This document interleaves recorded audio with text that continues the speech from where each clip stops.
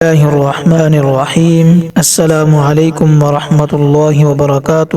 سامعین مکرم، آج کی اس ویڈیو میں صبر کے پھل کا ایک بہترین واقعہ آپ کے ساتھ شیئر کریں گے، تو اس سے قبل آپ سے گزارش ہے کہ آپ میرے چینل کو سبسکرائب کریں، ویڈیو کو لائک کریں، شیئر کریں اور ویڈیو کے اینڈ تک لازمی دیکھیں۔ جزاک اللہ خیرا۔ سامعین مکرم، پرانے زمانے کی بات ہے کہ اللہ کا ایک نیک بندہ کسی جنگل کی ایک بستی میں رہتا تھا۔ اس کے پاس ایک گدھا، ایک مرغا اور ایک کتا تھا۔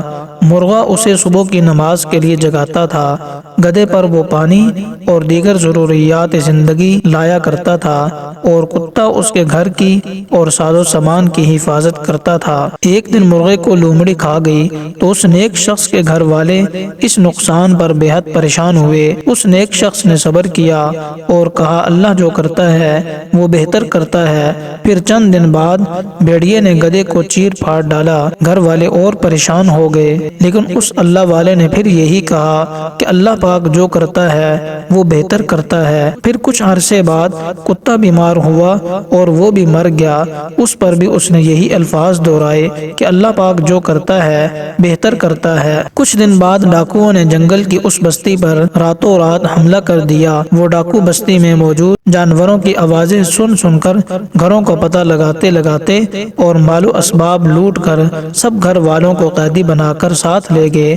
اب اس نیک شخص کے گھر میں کوئی جانور ہی نہیں تھا جو بولتا، لہذا ڈاکوؤں کو اندھیرے میں اس نیک شخص کے مکان کا پتہ ہی نہ چل سکا اور وہ اسی طرح واپس ہو گئے۔ تو اس طرح وہ نیک شخص اس ناگہانی آفت سے محفوظ رہا اور اس طرح صبر کے ساتھ ساتھ اس کا یقین پختہ ہو گیا کہ جو اللہ کرتا ہے وہ بہتر کرتا ہے۔ قرآن کریم میں آتا ہے ان اللہ مع الصابرین، کہ اللہ تعالیٰ صبر کرنے والوں کے ساتھ ہے، اور ایک جگہ فرمایا وبشر الصابرین، کہ صبر کرنے والوں کے لیے خوشخبری ہے۔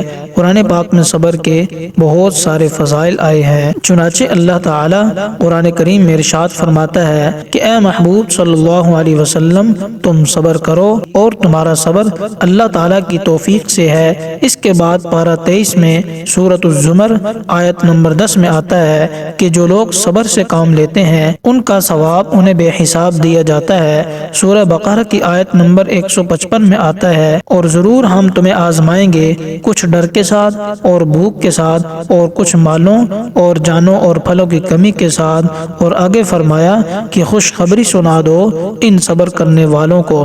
تو سامعین مکرم، صبر کے بہت زیادہ فضائل ہیں۔ تو یہ واقعہ تھا ایک بزرگ کے صبر کرنے کا۔ تو اللہ تبارک و تعالی ہمیں اس پر عمل کرنے کی توفیق عطا فرمائے۔